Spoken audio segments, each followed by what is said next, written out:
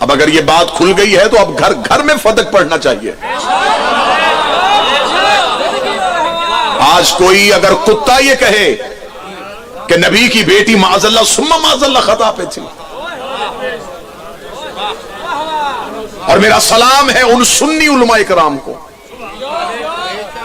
ہم تنگ دل لوگ نہیں، ہم تنگ ذہن لوگ نہیں، میرا سلام ہے ان اہل سنت علماء کرام کو جنہوں نے شیعوں سے پہلے جواب دے دیا، جنہوں نے ثابت کیا کہ ہمیں نہیں پتا سامنے بیٹھنے والا کون تھا، لیکن نبی کی بیٹی خطا نہیں کر سکتی. رسول کی بیٹی کے نساب کی لفظ منسوخ کرنا کہ سیدہ دربار میں گئی اور اس مولوی نے کہا ہے اشرف جلالی ملاؤن نے، اس نے کہا کہ بی بی کے سامنے حدیث پڑھی گئی اور بی بی خاموش ہو گئی.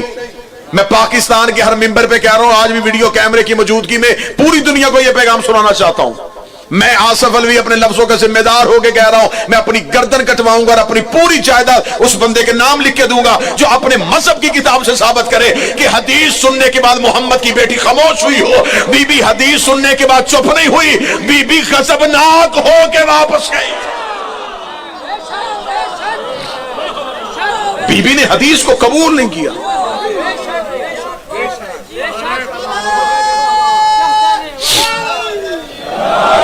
لیکن یہاں تو شاہ سے زیادہ شاہ کے وفادار بننے کی کوشش کی جا رہی ہے کہ حاکم خود کہہ رہا ہے کہ آخری لمحے تک نبی کی بیٹی مجھ سے ناراض رہی، اور یہاں اس پہ پہرا دینے والے کہہ رہے ہیں کہ بی بی حدیث ان کے خاموش ہو گئی تھی. بی بی حدیث ان کے خاموش نہیں ہوئی. میں بالکل مقدمہ سیدہ پڑھنا چاہتا ہوں ایک نئے عنوان کے ساتھ.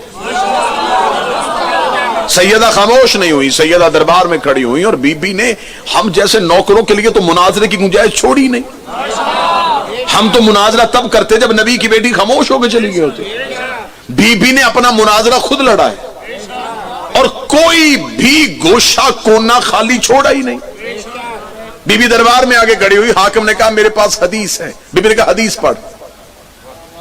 اب جتنے سادات بیٹھے میں دعا لینے کے جملہ پڑھنے لگا. حاکم نے حدیث پڑھی کہ ہم نے نبی سے سنا ہے کہ نبی نے کہا تھا کہ ہم گروہ انبیاء نہ وارث بنتے ہیں نہ وارث بناتے ہیں. ادھر حاکم نے حدیث پڑھی، کیا کہنے نبی کی بیٹی کیسی بہترین جنگ لڑ کے گئی میری آقا زادی. بی بی نے فوراً وہیں کھڑے ہوئے اس کی حدیث کا رد کیا. بی بی نے کہا تو کہتا ہے کہ تجھے میرے بابا نے حدیث سنائی تھی کہ ہم نہ وارث بنتے ہیں نہ بناتے ہیں. بی بی نے کہا میرا پہلا سوال یہ ہے کہ میرے بابا نے تجھے بتایا کہ اگر میرے بعد میری جاگیر کا مطالبہ ہو تو یہ حدیث سنا دینا کہ میرا وارث کوئی نہیں ہے.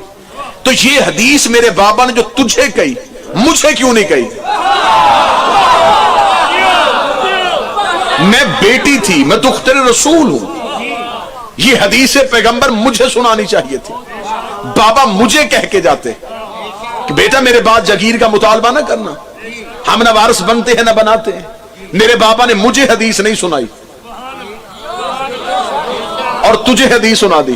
بی بی نے وہیں پہ کھڑے ہوئے بی بی نے اگلی ایسی رد پیش کی ہے جس سے پوری کی پوری عمارت ہی بی بی نے گرا دی ہے. بی بی نے کہا تو نے کیا کہا ہے کہ میرا بابا کہہ کے گیا تھا کہ ہم وارث نہیں بناتے، پھر تو بتا تجھے میرے باپ نے وارث بنایا ہے؟ بولو جو علی کے نوکر بیٹھے ہو، جو سیدہ کے حق میں گواہی دینا چاہتے ہو.